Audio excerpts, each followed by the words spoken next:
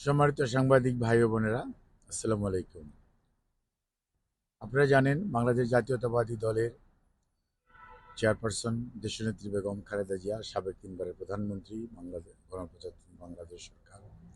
উনি এখানে গত 8 তারিখ থেকে ভর্তি আছেন ওনার চিকিৎসার জন্য, এবং আমাদের ভারপ্রাপ্ত চেয়ারম্যান জনাব তারেক রহমান সাহেবের তত্ত্বাবধানে ওনার চিকিৎসা হচ্ছে। আর প্রফেসর প্যাট্রিক কেনেডির অধীন উনি ভর্তি আছেন। ওনার অধীনে থেকে একটি মেডিকেল বোর্ড, যেটি এই ইউকের বিভিন্ন বিষয়ের মেডিকেল বিশেষজ্ঞ চিকিৎসক এবং জন হপকিন্স এবং নিউ ইয়র্ক শহরে বাংলাদেশ সহ তার চিকিৎসকরা মেডিকেল বোর্ডে অংশগ্রহণ করেছে।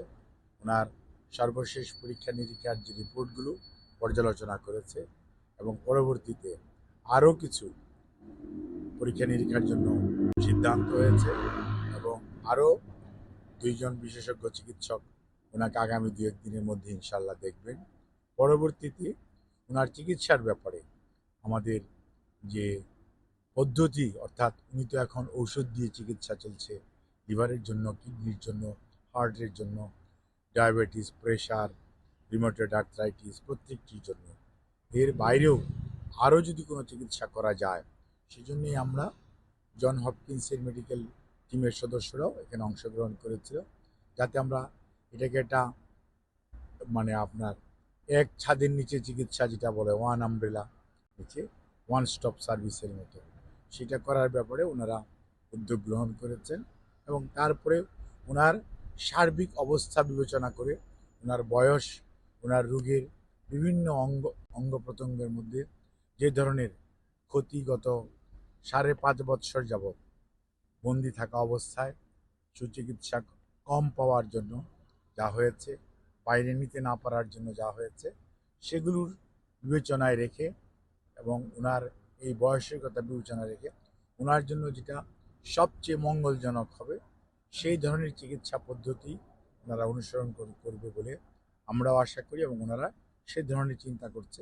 সেটা হয়তো আগামী 2-3 দিন পরে, যখন আবার মেডিকেল বোর্ডের আরও কিছু এক্সটেন্ডেড মেম্বার আছেন, ওনারাও এই দেশের এবং দেশের বাইরের, ওনারাও আবার সেটার মধ্যে আমাদের মতামত দিবেন। পরবর্তীতে সে অনুযায়ী ইনশাল্লাহ ওনার চিকিৎসা চলবে। ওনার সুচিকিৎসার জন্য আমরা দেশবাসীর কাছে আপনাদের মাধ্যমে দোয়া চাই ওনার সুস্থতার জন্য। আর পরিবারের সদস্যরা সার্বক্ষণিকভাবে ওনার যে নিকট আত্মীয়, বিশেষ করে ওনার 2 পুত্রবধূ এবং 3 নাতনি, ওনারা সবসময়ই, এবং দেশের বাইরেও যারা আছেন তারা সবসময় ওনার টেলিফোন আর চিকিৎসার ব্যাপারে সার্বক্ষণিকভাবে যোগাযোগ রাখছেন। এবং বিএনপির নেতাকর্মী শুধু নয়, বাংলাদেশের মানুষ উদ্গ্রীব হয়ে আছে ওনার সুস্থতার জন্য। আপনাদের মাধ্যমে ওনাদের কাছে ওনার সুস্থতার জন্য দোয়া কামনা করি। আমাদের ভারপ্রাপ্ত চেয়ারম্যান সাহেবও দেশবাসীর কাছে দোয়া চেয়েছেন। আমরাও পরিবারের পক্ষ থেকে এবং ওনার পক্ষ থেকে কৃতজ্ঞতা জানাই আপনাদেরকে, আর ধন্যবাদ জানাই আপনাদের এই কষ্ট করে এই যে ওনার খবর ছড়িয়ে দেওয়ার জন্য, মানুষকে আকাঙ্ক্ষা নিবৃত্ত করার চেষ্টা করেন, সেজন্য